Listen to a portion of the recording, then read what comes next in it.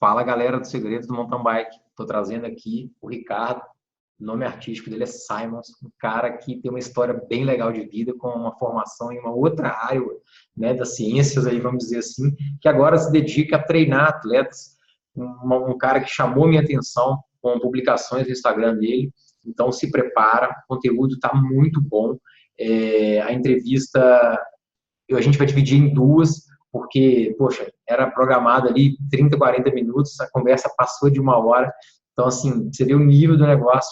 Então, se liga aí, acompanha até o fim. Não se esquece, deixa aqui seu like, comenta aqui embaixo, marca a sua galera, compartilha isso aqui, porque essa entrevista precisa ganhar o mundo. Beleza? Valeu! Fala, galera do Segredos do Mountain Bike. Estou aqui com o Ricardo Simons, de Piracicaba, e vai conversar um pouco com você hoje aqui sobre treinamento, sobre um pouco de alimentação também. Ele é educador físico, ele tem uma história bem legal, né? Tem um background aí que não é bem da área esportiva, vai contar essa história para a gente também. E eu despertei interesse em trazer ele aqui para vocês, né? Porque recentemente ele fez algumas publicações que me chamaram muita atenção. E como eu falei com ele, e isso conectou a gente de uma forma muito forte, acredito que colocar bons conteúdos do mundo, né, para você que acompanha os Segredos do Mountain Bike, então já fica a dica de compartilhar isso também, é tornar o mundo melhor, o esporte melhor, e é para isso que a gente está aqui. Então, manda brasa aí, se apresenta para a galera aqui, os Segredos do Mountain Bike. Fala, Cris, galera aí do Segredos do Mountain Bike. Cara, lisonjeado com o convite, fiquei super feliz quando você encontrou um contato comigo ali pelo Instagram, para a gente estar fazendo essa entrevista.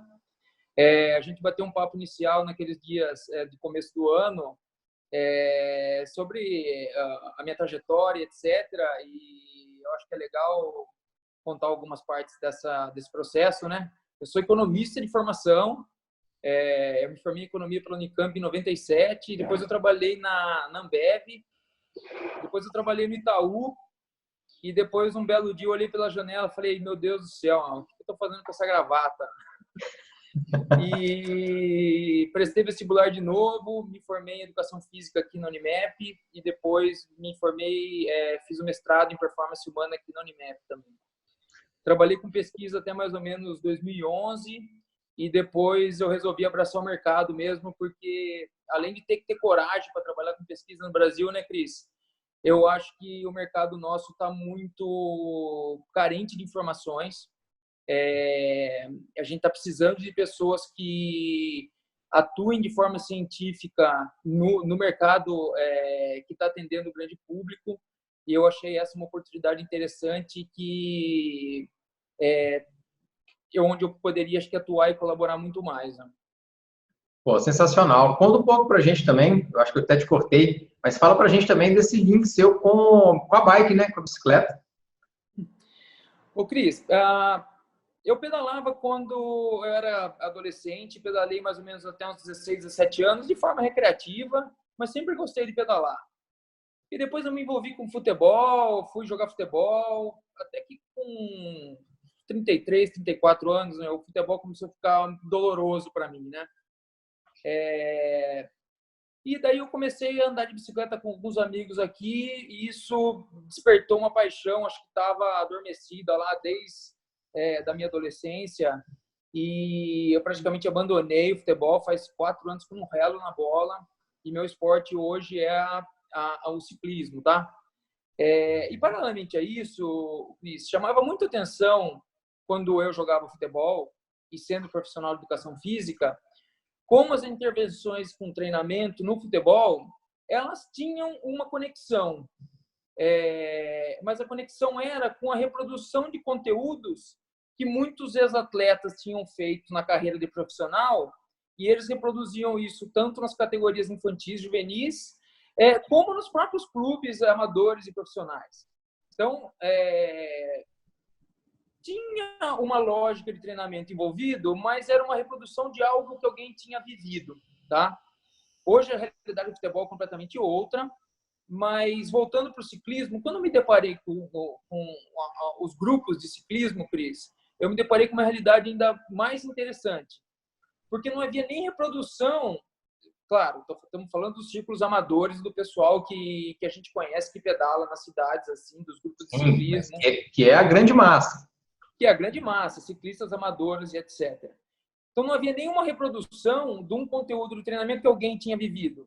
Era uma reprodução de lendas urbanas sobre treino, sobre pressão de pneu, Lendas urbanas, sobre sensacional. pressão da suspensão, sobre alimentação e etc. E isso, cara, me deixou assim, ao mesmo tempo que eu fiquei embasbacado com a quantidade de pessoas que pedalavam em condições de desidratação, de calor, de roupa inadequada, de alimentação inadequada, e pedalavam muito tempo nessas situações e conseguiam fazer isso de forma... realizavam isso. Sobreviviam, né? Horas. Eu falava, caramba, mas esse corpo humano é uma coisa impressionante mesmo, cara. O nego pedala 4 horas nesse baita sol de Piracicaba, toma uma garrafinha d'água, mas como isso? Como consegue, né?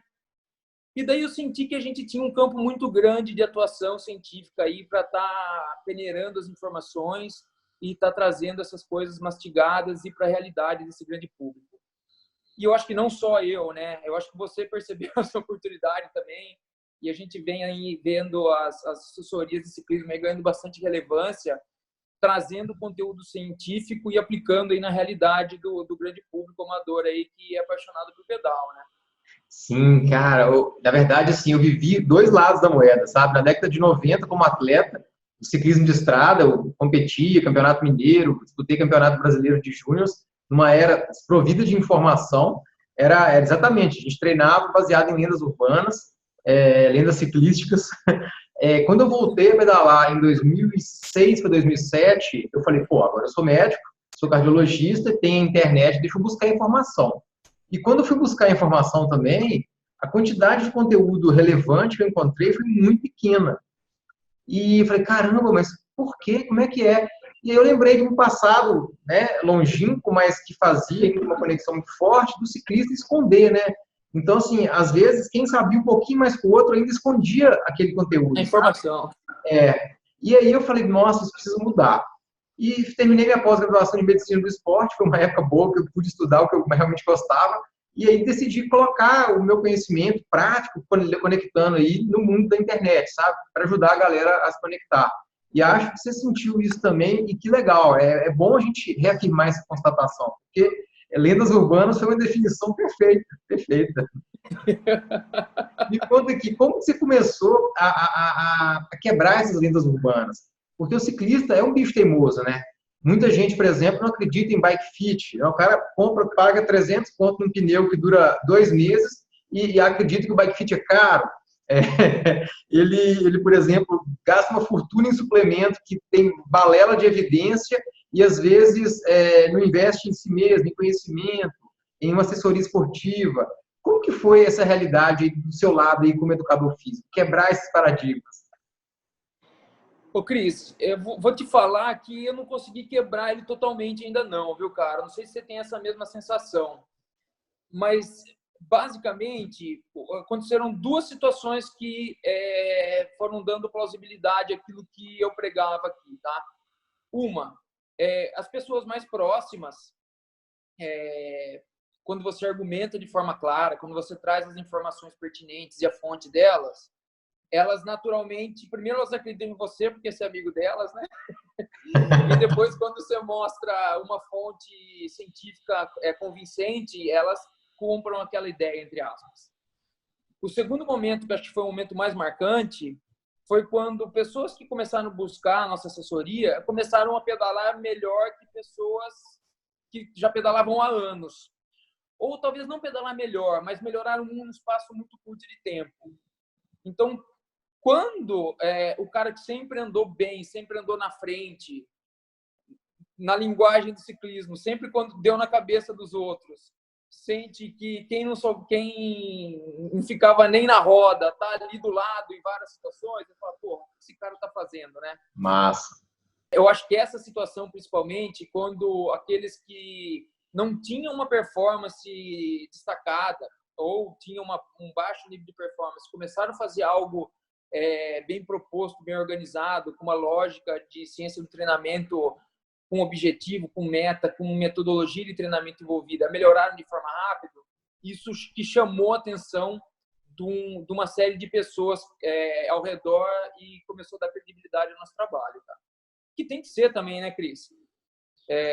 Se o cara vem e busca informação, treinamento no melhor, é que alguma coisa está errado, né? A lenda urbana ia ser mais importante.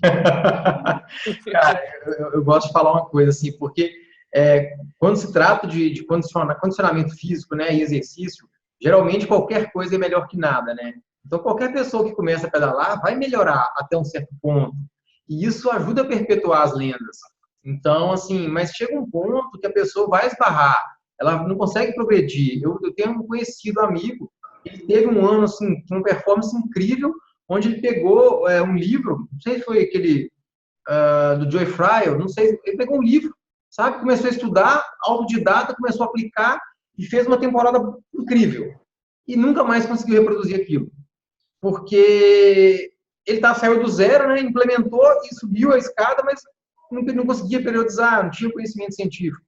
Então, na era da informação, muita gente consegue a informação, melhora, mas às vezes mais por questões da fisiologia mesmo, né? Você começa a dar estímulo, se você não cair num overtraining, uma coisa assim, a tendência é melhorar, né? E é bom trazer pessoas como você aqui exatamente para quebrar isso, para trazer mais ciência, né? E é muito bom estar falando contigo aqui. Fala um pouco para mim, em relação a treinamento físico, o que você percebe que mais mudou, que mais chamou sua atenção nos últimos anos? Eu falei da década de 90, né? Estava comentando com um amigo, naquela época, ciclista de estrada que treinava menos de 500 quilômetros por semana, a galera rodava 700, 1.000 quilômetros por semana, era uma loucura em termos de volume de treino. E a gente percebe que isso vem mudando muito. Fala um pouco disso para a gente também, eu acho que é bem legal trazer isso para a galera.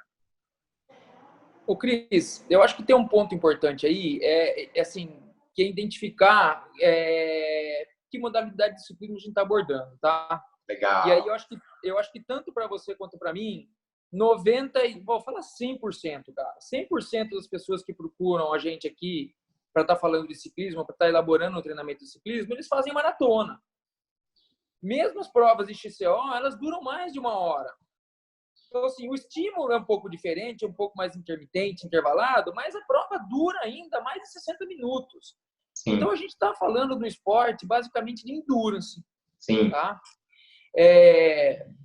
O volume, as horas em cima da bicicleta contam para os esportes de endurance? Lógico que contam. Contavam muito mais há décadas atrás, porque percebe-se uma evolução rápida quando passa-se horas em cima do cilindro. Só que as horas em cima do cilindro geram um desgaste muito grande. Tá? Então, quando a gente vê as perspectivas de treinamento de décadas passadas, que investiam muito no volume, nas horas em cima da bicicleta, você tem uma melhora rápida do condicionamento cardiorrespiratório, mas, ao mesmo tempo, você tem um estresse sobre o organismo muito grande, de depressão de glicogênio, de produção de metabólicos da própria produção de energia, degradação das membranas das mitocôndrias, a própria desidratação, perda de sais. E a reposição disso é muito difícil de ser feita, né, Cris? Porque, assim, você precisa ter uma alimentação e um controle tão regrado que só os atletas de elite mesmo, os Pro Tour têm essa condição tão monitorizada de acompanhamento, né? Então, hoje, o que a gente tem percebido muito, óbvio, o volume é importante, e aí vai muito de encontro ao que você falou aí da questão de pegar uma informação e aplicar e às vezes dar certo ou não.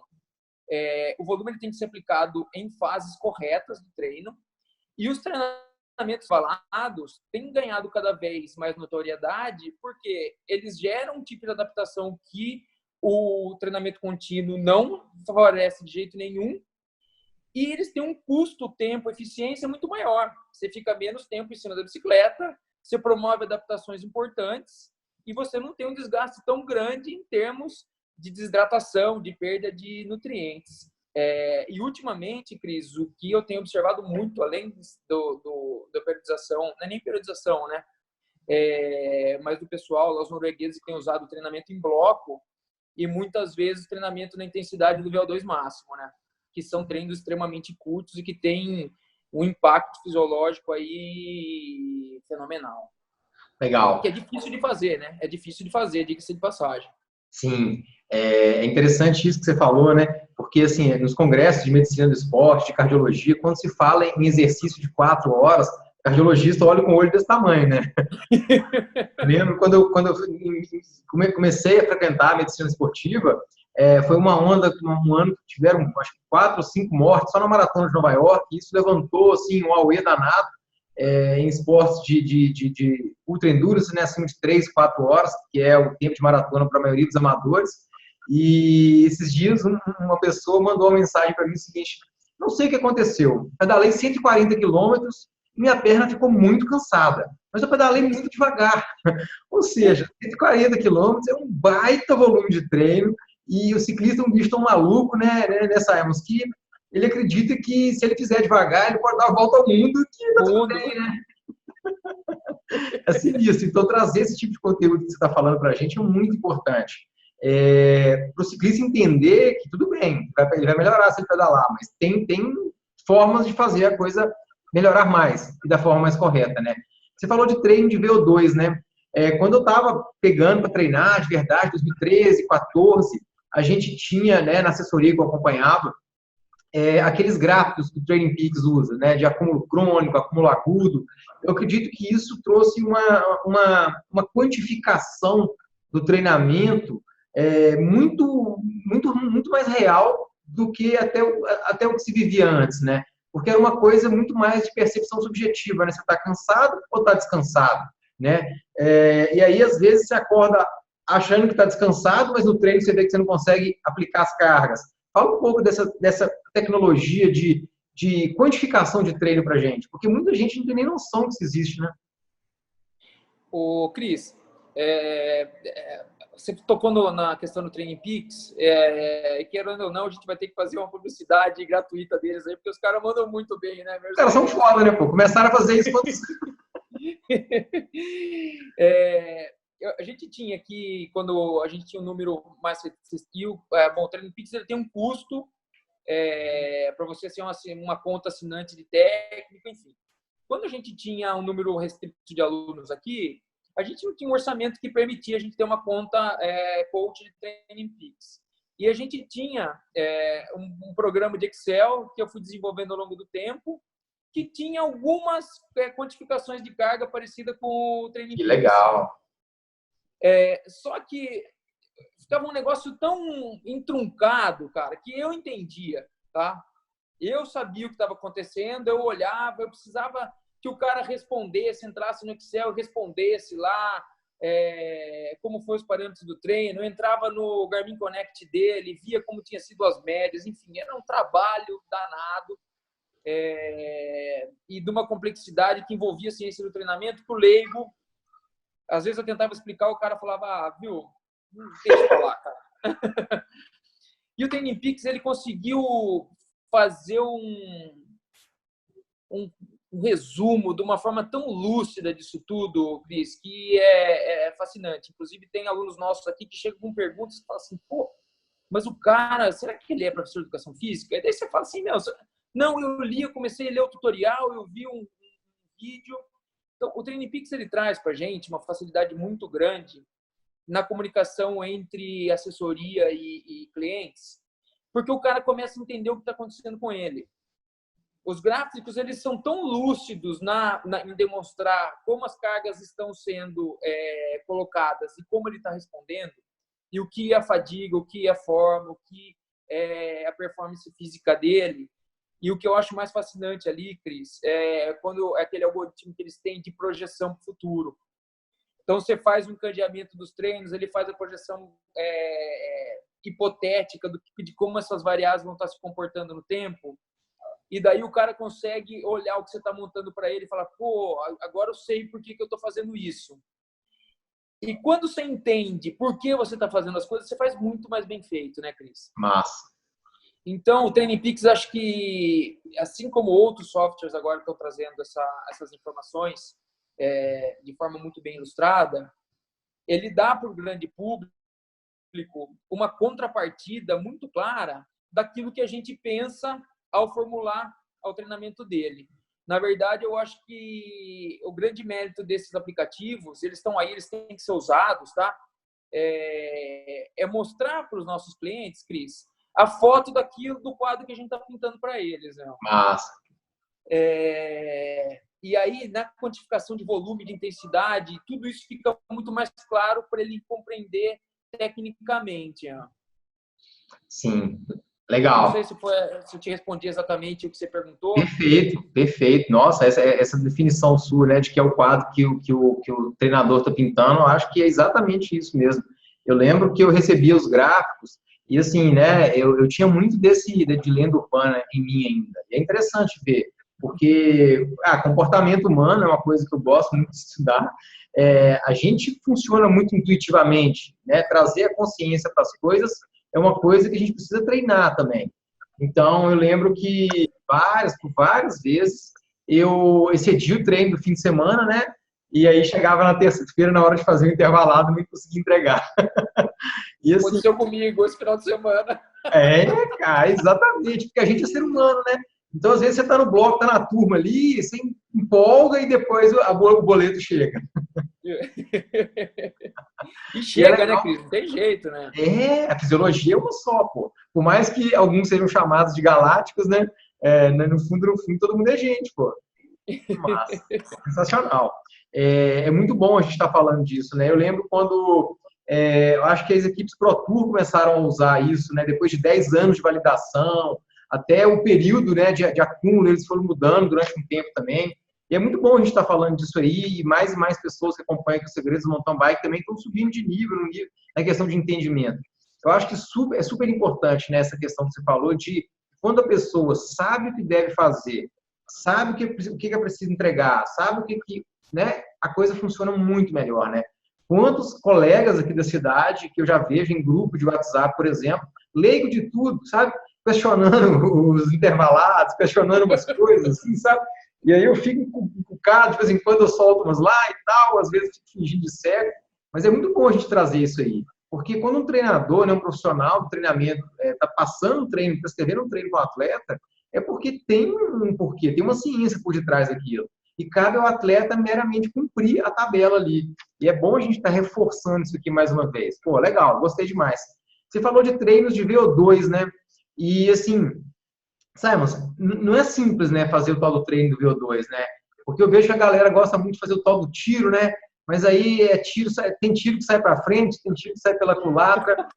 Dá uma dica para a galera aqui do Segredos do Mountain Bike, como assim, entregar um melhor, né, um treino de VO2. Se quiser falar um pouco sobre VO2 também, fala um pouco disso aqui, eu acho que é um assunto interessante, pessoal. O VO2, né, o consumo de oxigênio, ele é uma variável um tanto complicada, né, Cris? Porque ele envolve a conexão entre 3 sistemas, né? Cardiovascular, respiratório e musculoesquelético. Então, a gente resume uma infinidade de interações fisiológicas que estão acontecendo aí numa equação que dá um número.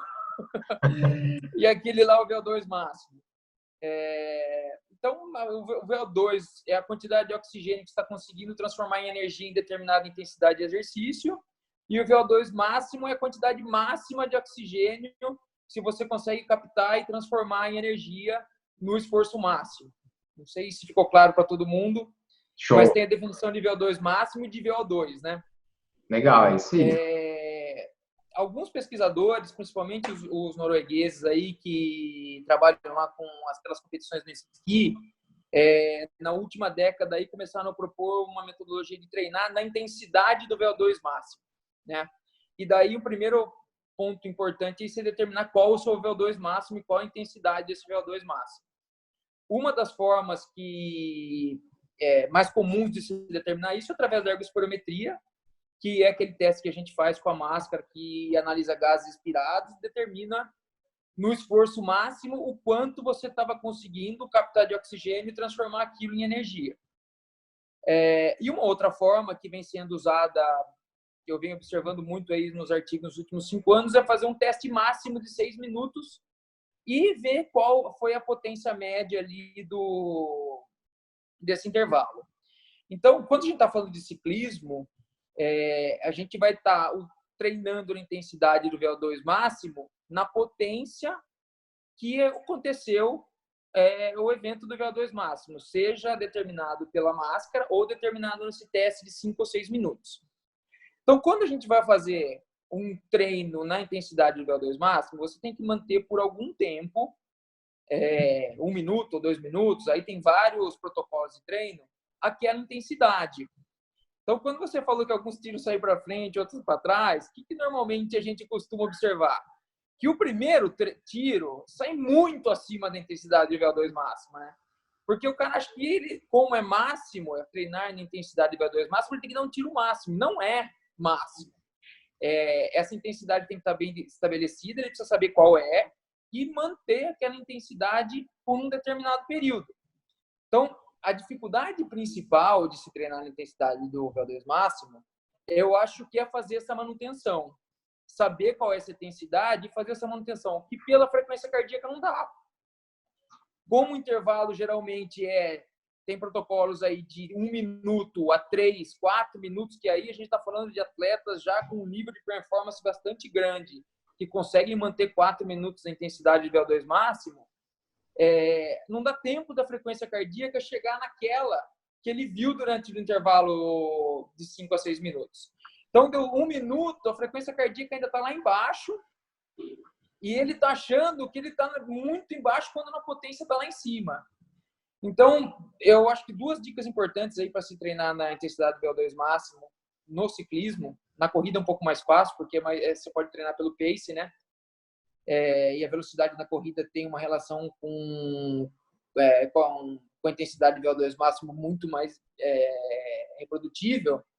Você precisa de um potenciômetro ou de um rolo com potenciômetro. Eu acho que fazer o treinamento na intensidade do VO2 máximo só baseado na frequência cardíaca, ele sai furado.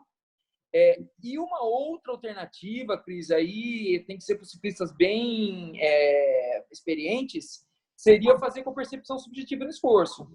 Tipo, ele ter a noção de qual foi a percepção subjetiva dele de esforço no teste, quando ele fizer os tiros, ele manter aquela percepção. Cara, sinceramente, o cara tem que ter um autoconhecimento aí do organismo, da performance dele, sensacional, para ele conseguir fazer isso, né? Legal, é bem difícil, que você falou isso, né? E eu não uso potência ainda, sabe? Meu jogo é muito mais curtir, sei lá, entregar o meu melhor em cada prova ali. E é exatamente isso, assim, que eu tento fazer nesses treinos. E quando você falou assim, é muito difícil, exatamente isso.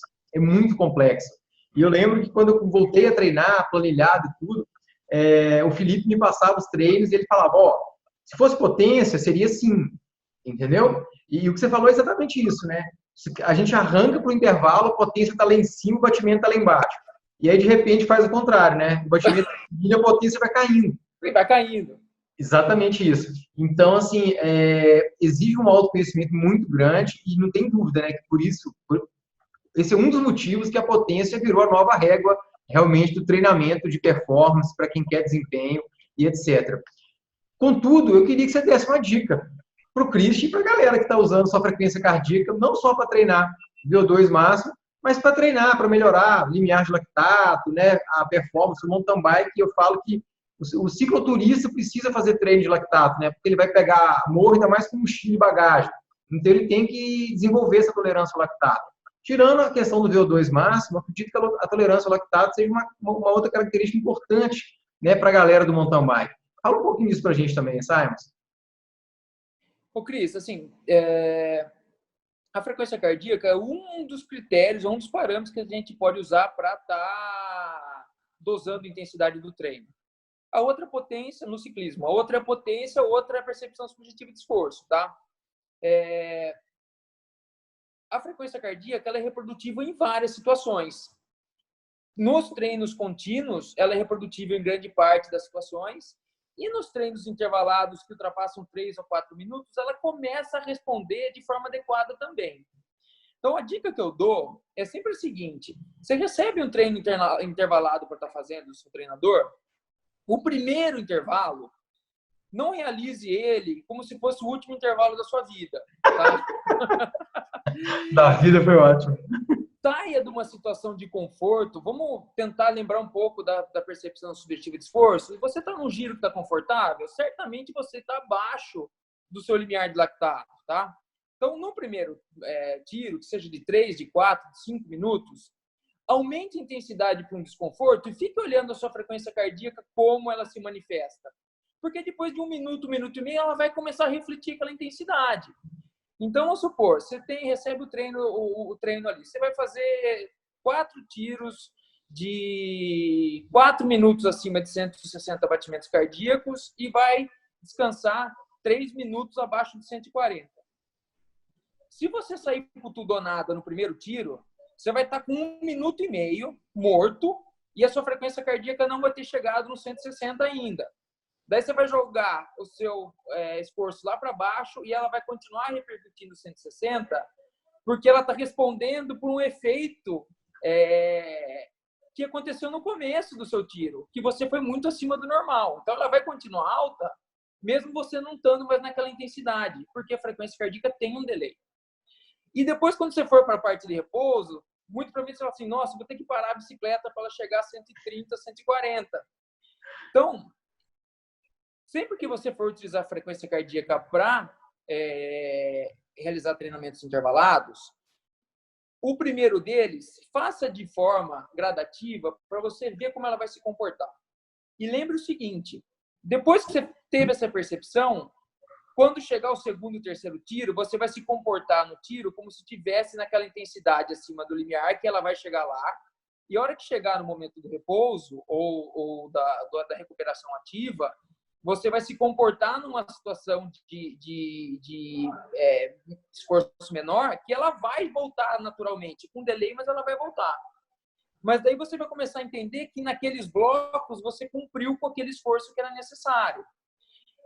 E complementando a sua questão, por que é importante a gente criar essa situação de desconforto metabólico, respiratório e muscular, que é aquela queimação na perna, aquela sensação ofegante? Porque a gente vai se deparar com isso em várias situações, seja no cicloturismo, seja nas provas, seja na maratona, seja no XCO. A grande maioria das pessoas, vou chutar aqui, Cris Alto, 90% das pessoas, quando encontrarem uma serra pela frente, muito provavelmente vão estar pedalando numa intensidade acima do limiar de lactato. Porque elas vão estar carregando numa inclinação a bicicleta, o peso corporal delas, o capacete, a sapatilha, o camelback, no cicloturismo, o alforge, a mochila. Então, numa inclinação em movimento, todo esse peso vai gerar uma intensidade que ela vai estar acima do limiar de lactato. Então eu faço cicloturismo, eu não quero fazer treinamento intervalado. Bom, todo mundo tem o direito de não querer fazer um treinamento intervalado. Só que quando você chegar nessas situações, você vai sofrer muito mais que o normal, porque o seu corpo não está acostumado a produzir energia em ausência de oxigênio, a sua musculatura não tem condições, não tem adaptações fisiológicas para fazer a remoção dos íons de hidrogênio, fazer a recuperação, transformar o lactato em energia de novo, que são mecanismos fisiológicos que melhoram a performance para o cara que compete e para o cara que se diverte. Massa, cara. Sensacional. Poxa, muito bom. Perfeito. Adorei. Tá bom esse negócio. Pô, muito bom, cara. Vamos falar do que eu queria, né? A gente falou lá dos posts que você fez.